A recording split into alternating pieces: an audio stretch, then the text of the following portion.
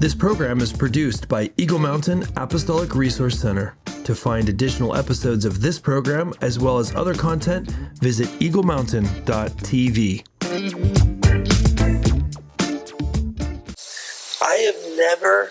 I'm going on record right now, I've never had a harebrained idea. He's had lots of ideas that have hair on them.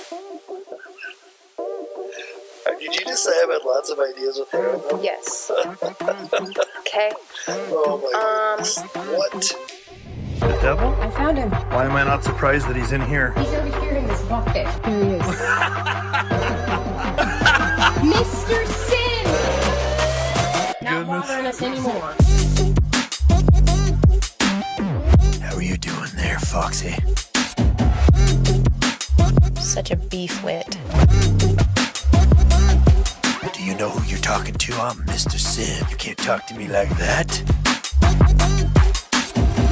You don't have to be rude. I said beef wit. Beef wit, that's even worse. No, I'm not a fan of that, but I am a fan of finding out what you're doing after this show. Maybe we could go grab some drinks or something. What do you say? No thanks. Hey everyone, welcome to Together We Build. My name is Chris Behnke, and I'm here with Prudence O'Haire. Yes. Prudence? Who else do we have on the set with us? Just Bucklington. Bucklington. He wants to wear the glasses. He's actually a pro driver. I was just telling him that I was grateful that your mom's late dog, Sophie, Yeah. used to eat like tissues And rocks. and chew on rocks so it would wear down her teeth. She was a retriever, A crazy dog. a golden retriever. An absolute nutcase. And so all of her life, she would, like, if she'd come across this on the floor, she would eat it, inhale it. And Buckley doesn't do that. You were telling Buckley that you appreciate I appreciate his ability to restrain himself from eating tissues randomly. That's weird. And also chewing on rocks. But however, he does have a problem shredding his dog beds. What, most people don't use the word shred. What does shred mean? Like it goes through his teeth and gets ripped up. So he chews up. Most people would say chews up. Well, I'm not most people. When I hear the word shred, I think of Shredder from Teenage Mutant Ninja Turtles. What do you think about that? Shredder was an annoyance to the turtles. He was a bad guy. He's I know. obviously a bad guy. I know. I bet you could say do his voice too. Listen, I'm going to chew up this dog bed.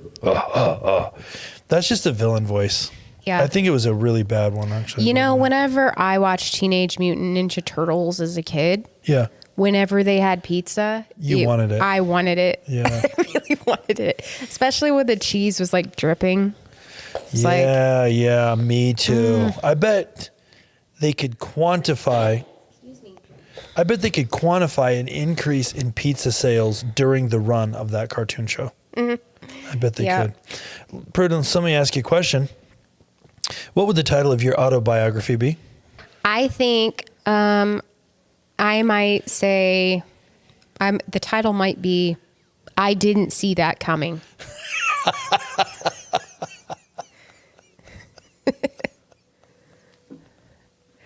What about you? I think the title of mine could be Hold Steady. Because you're going to have held steady all the way through till you reach your years of autobiography. I feel like we could make a country song out of that. We should just write part 1, 2, and 3 of our lives. Of a country song? Lots of people get their books written before they die, but there's still a bunch of stuff that they still have to do. Yeah. So it should be like in segments 1, 2, and 3 or something. 100%. Or 1 and 2 at least. 100%. My first half of my life. The first half of my life. Yeah. Do you think ours would be exciting? Would it be considered a romance, a comedy, a tragedy, an adventure? Wait, is that all the types? What other genres are there? Drama. Mystery. Wait, what? So our production team says comedy. What do you think about that? Well, I mean, some of it is funny and some of it is just traumatizing. Yeah, trauma. It's a tragedy. So I don't know. Okay. Yeah. Let's go to the trivia. So we did accidentally lose some podcasts. So I'm just going to do a quick review because these people haven't seen these questions. You've already been asked these. So if you don't get 100%, I'm going to be severely disappointed. Ready? Okay, so the first one is, what item do toucans toss back and forth using their beaks during their mating ritual? Let me think. It's not a beach ball. It's definitely not. You're supposed A to know beanbag. this. We just told everybody. It's a piece of fruit. Okay, it's a piece of fruit. Piece of fruit. Piece They of fruit. toss Congratulations. a piece of fruit back Which and forth animal to has the themselves. strongest sense of smell? So you see, you better Yeah, get these right. cameraman, you're not going to believe this. He would not be able to guess this. I originally thought it was something like this furry creature here, but he's a it good wasn't. It was an elephant. An African elephant. So okay. the sheriff departments now need to put elephants in their rigs, not dogs, to sniff out You what they imagine the need to dude, sniff out. instead of rolling up with the Ford Explorer that I says mean- canine on the side, he rolls up with a moving truck Well, and an elephant This would backs just be down funny and in he's like like, cartoons, you know? find the meth there, Squeaky. Or And this the bad elephant's- guy. Here's the bad guy's cap. Go find him. And then they're just, trompsing off, and then they Through collect them with their downtown trunk. Portland, these elephants are running through, and they're grabbing them with their trunk and holding them. That is definitely sounds like a cartoon. Okay, what possession do otters hold on to their entire lives? Yeah, this was a difficult one for me. Yeah, I bet. It's actually a pebble. A pebble. So in human form, we give each other a pebble in the form of a diamond when we want to get engaged I to mean, somebody. I didn't get a diamond, so I don't know if we give but each other. the males give the females. Isn't that what the otters do? The males give the females? What I read, now I have not fact checked this, but what I read from the trivia site was that the male otters give the female otters a pebble as kind of like a mating engagement marriage. It's a little token ring. of their love. And they keep it. And they keep it. They keep it on their little pond shelf with other pebbles that they've collected. And somehow they know the difference between it. That's really strange. Yeah, I don't know. I don't know where they keep it. I don't know how they keep track of it. They put it in a little jewelry box or something, and they have that next to the fish or whatever. I have no idea. Their little Okay, so coat those pocket. those are all the ones that you already got. So hopefully you got all those Yeah. right, and you did. Okay, so now let's go on to some that you have not had. I'm just checking to make sure. Okay.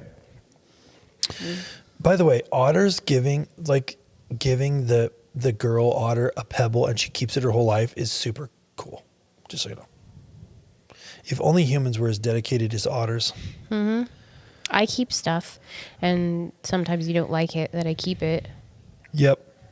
Perfect. So, you ready for the...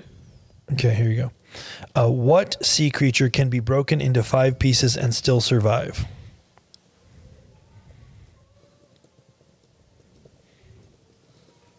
It's a sea worm. A starfish. A starfish, correct. Nice job. Let me just lower this down. Boom, boom, boom, boom. Is that the right button there, sir? Because I can't hear it. Yeah, awesome. Okay. Congratulations. So far, you're getting 100%. Okay. Okay, sea creature, starfish, right. So here's the thing. I wonder if that's like traumatic for them. It's like getting ripped in half. I'm sure it is. Sounds horrible. I'm sure it is. What's the main way cats show they trust someone? By rubbing up against them. Licking them. Purring. Biting them. By headbutting them. Okay, rubbing up against them, that qualifies. Can we get a judgment on this? Does that qualify? Yeah. The answer is headbutting. You got boop, boop, boop. You got destroyed. Okay. When they rub up against us, they are actually spreading their scent. on you. Okay, They're claiming you. It's kind of like peeing on you. That's straight up nasty. Oh. Okay. I don't know. I think it's kind of cute. Okay, this is bizarre. Ready? Mm-hmm. What animal can only eat when its head is upside down?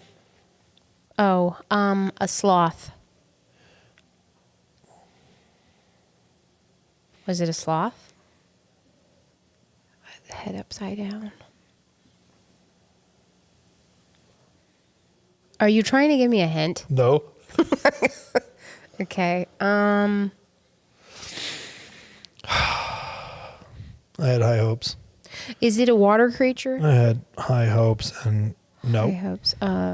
Upside down. This animal eats water creatures often, though. Is it an otter?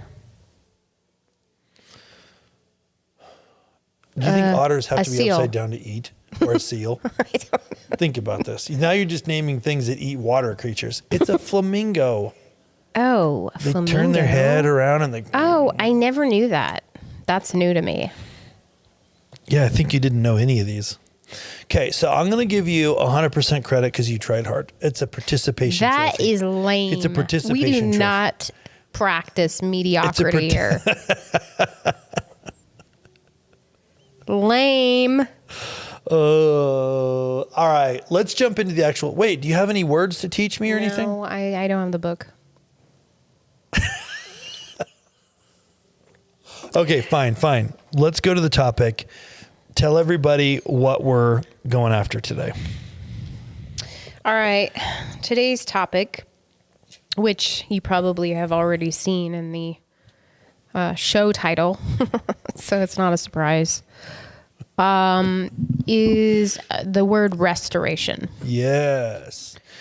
Restoration. Restoration. Okay. So restoration means the act of restoring, recovering, rebuilding, revival, rehabilitation, reformation, healing, return, and remaking.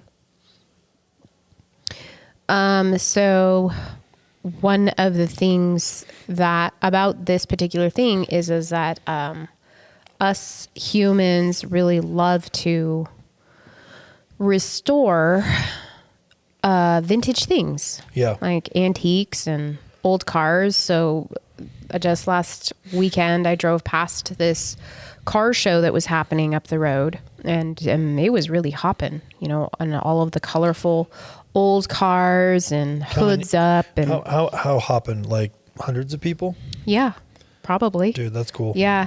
And that is... Did you stop and get a RC Cola and a hot dog? No. That's literally the meal of a car show, though. No. Just so you know. I did not go into it. I just drove by it. But we love to restore things, even just historical houses or buildings, works of art, painting in the museums. They restore them, and even like videos of old where they were like black and white, and where we call it restoring it, but it's actually comes into color. It's amazing how they do that. Yeah.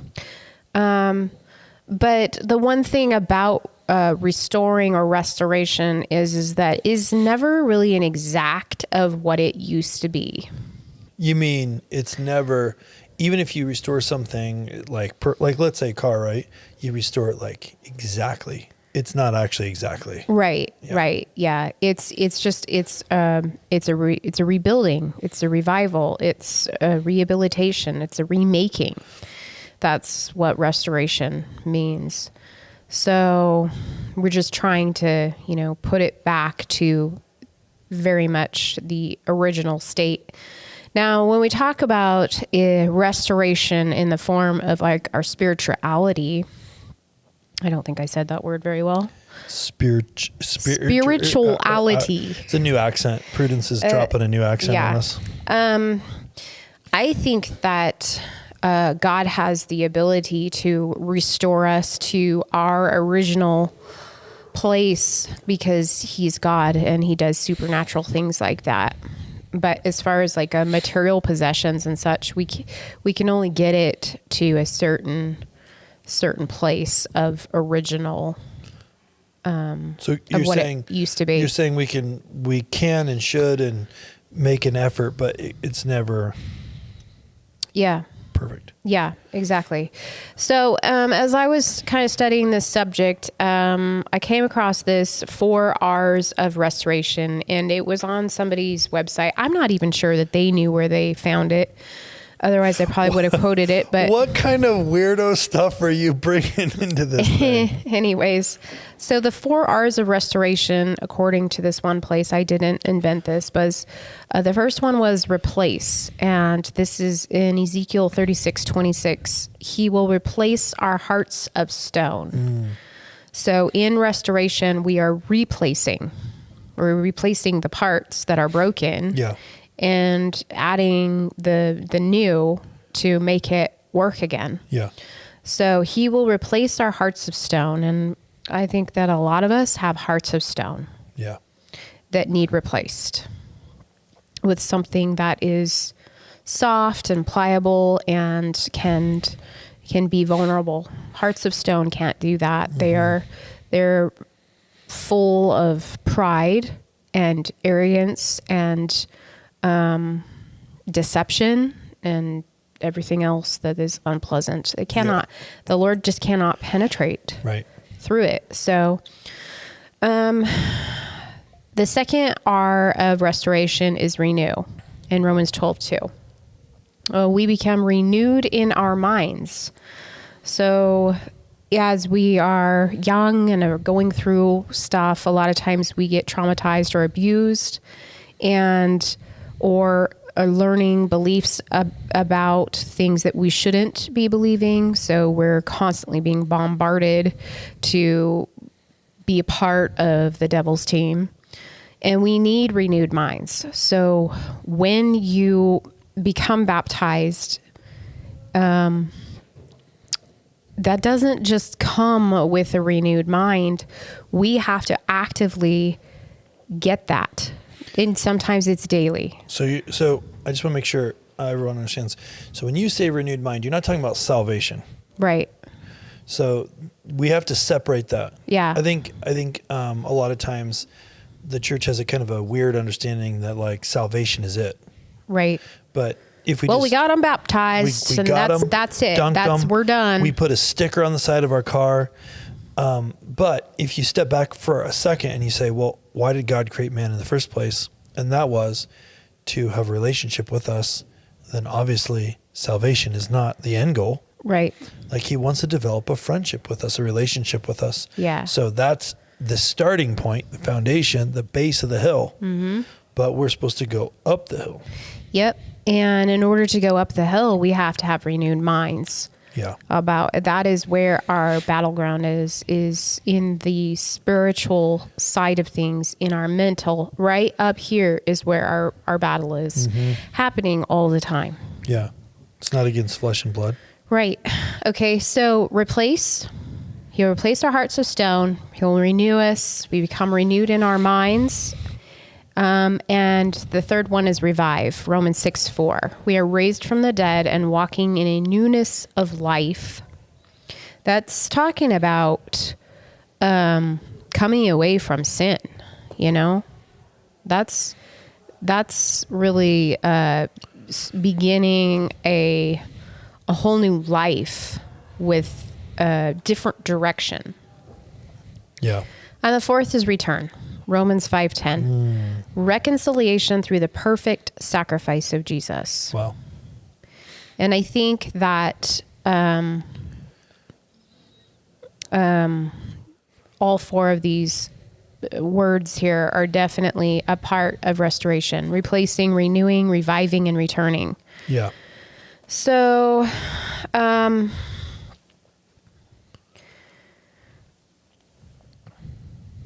I think that many of us that are believers, you know, we come through that standard first piece of coming into a belief, a fresh belief about the Lord, and we get ourselves saved, you know. But the problem is that there is not a large understanding that is really just the beginning of things. That the restoration process is a process. It takes time. All through our life, we're being restored. We're walking through restoration. And I think that there's lots of checkpoints that we go through in our lives if we are actively living for the Lord, the way in a life of surrender and obedience. There's different checkpoints that we make it through. And just like perhaps like a material item, you might first restore its wood on maybe a chair, and then you're going to maybe replace the springs, and then also the material on it. Yeah. Until you get it to a point where it's like it's pretty good working order. Right. So, in humans. And in the world of us humans, we tend to think that that there isn't really any work on our behalf, like that the Lord is just going to come in and do everything. Right.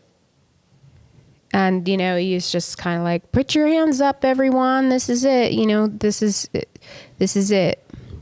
And it's really, it's about us being in partnership with him. Yeah. To come into points of restoration. He doesn't. So, Bobby Hobby, our senior leader here, talks a lot about the Lord doesn't want to do things for us. He wants to do things with us. Yeah. So good. This point of restoration is about it's a cooperation of both the Lord and us working together to get us to a point of restoration.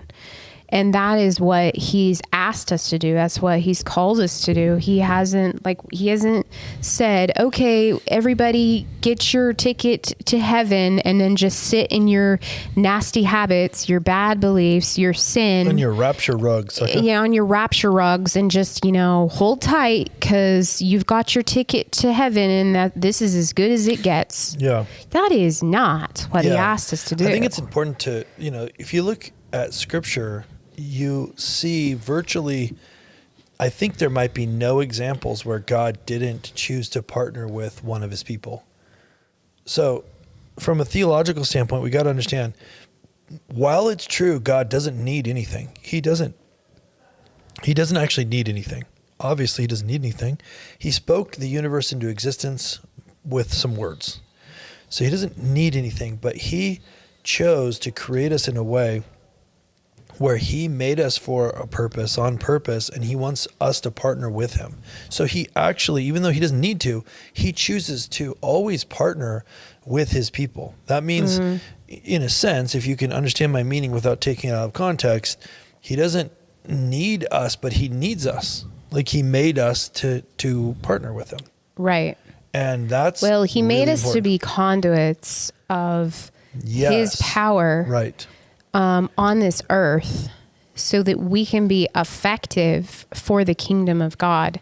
And we can't be conduits if we're not a conduit. Exactly. So how do you get to be into a position where you're a conduit? Yeah. And I think that lots of people, we miss this part because this part, like we talk about all the time, it's like, well, if the devil can't prevent your salvation, he's going to derail your calling. He's going to derail your restoration process and your healing process so that you will be the least effective as possible. Yeah. So he's going to make the devil and the devils, because there's devils, is going to present to you the lie that your misery, your trauma, your pain, your depression, your anxiety, your ADHD, your health problems, like everything, all the pain and turmoil that we all go through Right. is normal. Yep. That you're only a sinner saved by grace, that Yep. you can do Worm, nothing more, that depravity theology. you are a loser, and this gift from God, ticket to heaven, is it. And you better hope it's still valid when you get to the pearly gates. But it is not supposed to be normal for God's people. Right. We were not called to walk it like this. So let's transition, Prudence, in the 10 minutes or so, 15 minutes that we have left. What is it supposed to look like from a standpoint of restoration? Like, what is the way that it's supposed to be? Like, what's the right model? Well, the right model is to realize that we are meant to be lighthouses on hills. We're meant to be demonstrations of the miracles and the hope that the Lord is capable of. Mm-hmm. We are like, who wants what you have? Right. If all you're doing is wallowing in a pit of miry mud. Yeah, if your life, who wants that? Why your life would I sucks, want to sign up for your Jesus? Yeah, if your life sucks and your theology is one that you're a worthless piece of trash and your God has no power, I feel like that's not a very effective evangelism strategy to get people to want to serve a God that's supposed to be infinitely powerful. I think that there are reasons and excuses that we human beings come up with for why we shouldn't walk down the road of restoration. I think a lot of us don't fully believe that God sees what we are doing, how we're living. He's just too busy. There is no accountability he's just for too us. busy. He doesn't care. And he isn't real enough to us to believe and to change our ways. Like there's no thirst for the deeper things of the Lord. Right. So also, we think that God will just forgive us and allow us to indulge in our lack of self-control and living just no different than a person of the world would. Right. Okay, so it's never-ending grace. It's grace abuse. Right. And the reality is, it is never-ending grace. This is why it's so important that people understand this so that they're not taking advantage of God. Well, right, because that's where it swings around to our own responsibility of our hearts. Right. Like, who do we think we're fooling? Well, if we think we're fooling God, we're not super bright, right? I'm just saying. Well, or we're just busy making excuses for it, It's not reality to us. Yeah, exactly. So I think our message really largely in our family of believers is, look, if you've decided to admit to, hey, I've been in this sin, or whatever the case is, or perhaps you're realizing, wow, I've been living my entire life and I'm realizing that I'm not supposed to have all of these nasty beliefs about myself. I'm not supposed to be in addictions. Mm-hmm. Like all of these things, the chains of trauma and abuse and. So I think you need to press into that a little bit, because this kind of ties into this, and I think we have enough time to go here, but really this ties into this idea of, hey, look, I'm just a sinner saved by grace. I'm always going to be a sinner. I'm going to constantly be falling. And man, I'm so glad that Jesus, is going to rescue me again. And that literally leads people into this, what you are calling grace abuse. And how does that reconcile with verses that say things like, when Jesus said things like, go and sin no more? Like, how does that work? Like, what are you saying with regards to restoration? I'm saying that we need to understand that we're not, we're intended to do more than just wait for the Lord to take us home. And in order to do more, we have to get rid of what's holding us back, what's holding us down. Now, Scripture is packed with places telling us like how we should behave or whatever the case is. But how do you get there? Like, I just try, and I just can't do it. How do you get where? How do you get to the restoration? How do you get to those good behavior, the fruits of the Spirit that are there? Great question. You know, who's telling us how we get there? We're just told how to be. And then you come away from your Sunday service. Yeah, I should be better. Yeah. But what are the tools? What is the ways to get there to a point where you're not trying, you're actually living it. Yeah. And you're living it because you want to. Are you asking me, or do you have an answer? Well, I mean, we're having a conversation about this. Yeah, I mean, here's the first thing I think is the most important thing. Well, I don't know if it's the most important thing. This is a very one of the most first things is you have to change the mindset.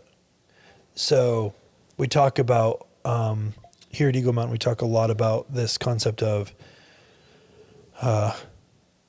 programming your reticular activating system, your RAS in your brain. That's the part of your brain that is looking for patterns, looking for things. It's like you say, hey, I'm going to make pancakes, and you kind of have a recipe kind of memorized. And let's say that includes flour and water and eggs or whatever. And your RAS is kind of programmed, okay, well, I need flour, eggs, and water, and it's like looking for it.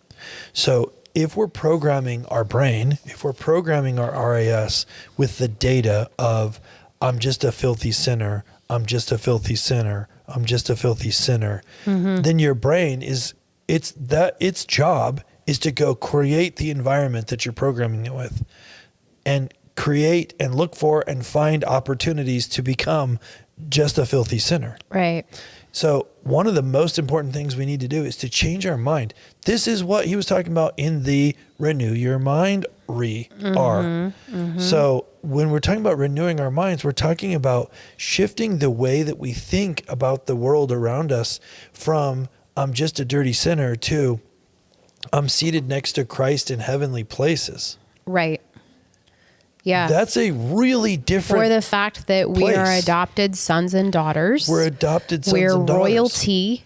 We're a royal priesthood. Is it fit for royalty to think of themselves in wretched, dirty sinner? No, it isn't. Right. It isn't. And so that what we're not mindset saying needs is to change. that people are perfect. Right. And that we're not saying that. Or that you will never screw up. Yeah, it's about having the right mindset. It's kind of like when my son was younger and he was playing soccer, he was on a team that pretty much never won. They won sometimes. And, I used to tell him, look, when you come to me and say, hey, there's no way we're going to win, I know for sure there's no way you're going to win. Now, if you come to me and say, hey, we are for sure going to win, you might not win. You're going up a team that's technically better than you, but you definitely have a chance more than if you go into the match saying for sure you're going to lose. Yeah. Yep. I think that it's important to note this because I think a lot of us try to get self-help in a lot of various ways. And one thing that is the Christian world and the church needs to be careful of is a lot of new age practices. Yeah. That are not okay. And what we talk about a lot of new age stuff a lot on this show.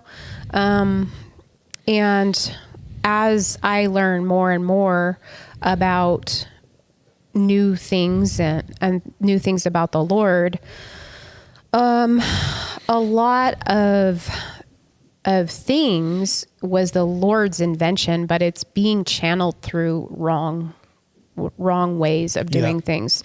So it can The be great very, copycat very has confusing. copycatted. Yes.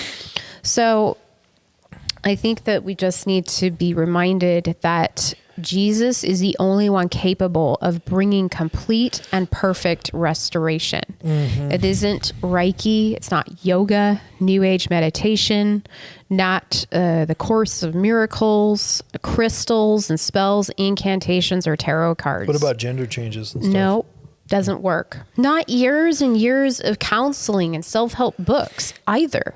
We can sit there, spend thousands of dollars paying a counselor to hear us Right. whine and complain when actually the answer all along has been to wipe the slate clean Yeah. with the deliverance ministry, which isn't freaky. It's not scary. It's a process of getting rid of things and closing the doors that you've opened in your life. Yeah.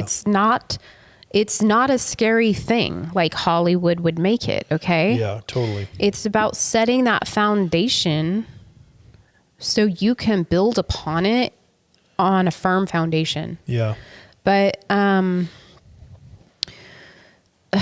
the people called the church,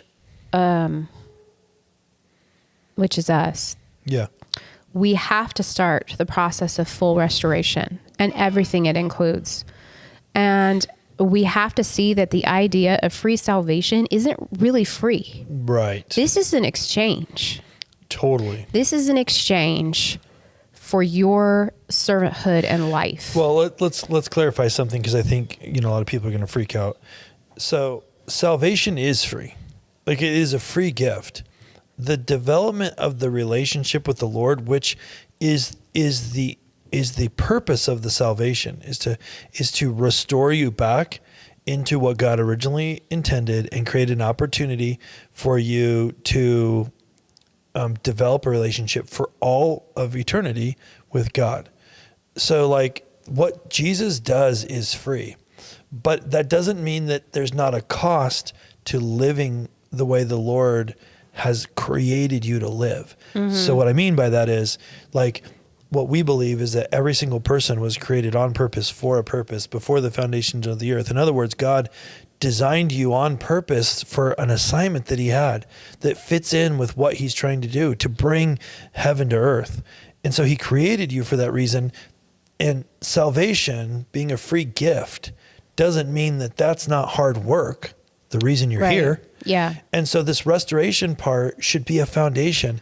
It's like we always say, salvation is like you're at the base of the mountain, and now you want to ascend the mountain in this all developing, ever maturing relationship with God.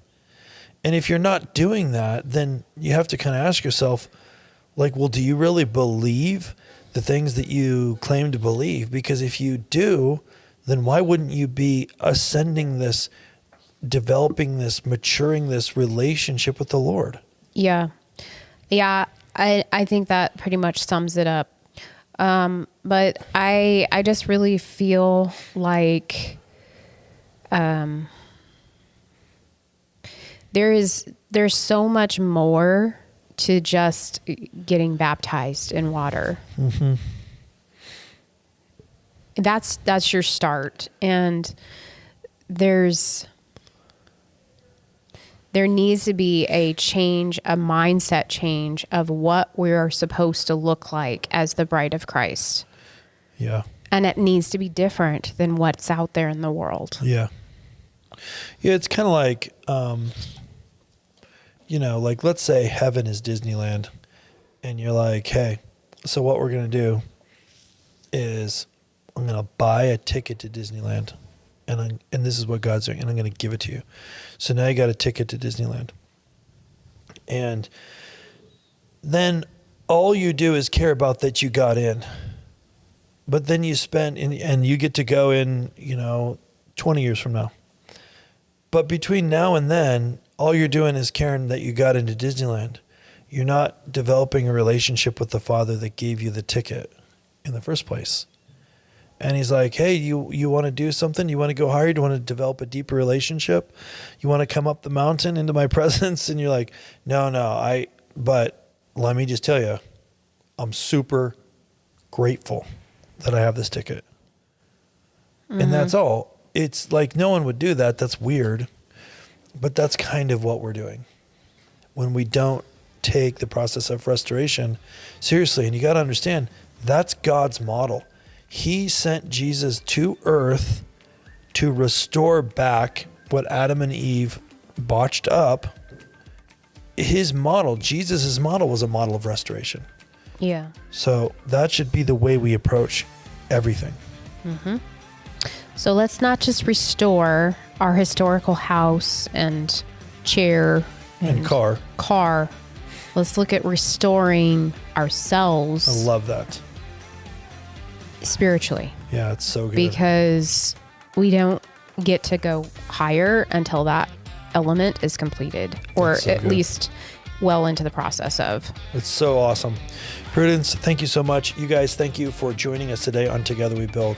A couple things you got to know about. First of all, if you go to chrisandprudence.com and there's a shop page there, and if you click on that, there's some sweet merch, right?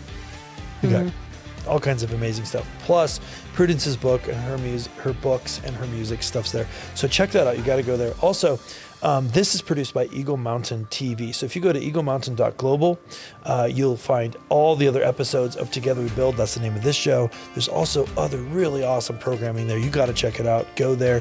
You can support this ministry, everything that we're doing. Take some time. Share this out. What do they say, Sawyer? Like, subscribe. Like and subscribe, please. Notifications. Turn your notifications bell on. And with that, we'll see you guys on the next one. Thank you for watching Together We Build with Chris and Prudence. To learn more about this and other amazing programs, visit eaglemountain.global. To learn more about Chris and Prudence and the ministries they serve, visit chrisandprudence.com.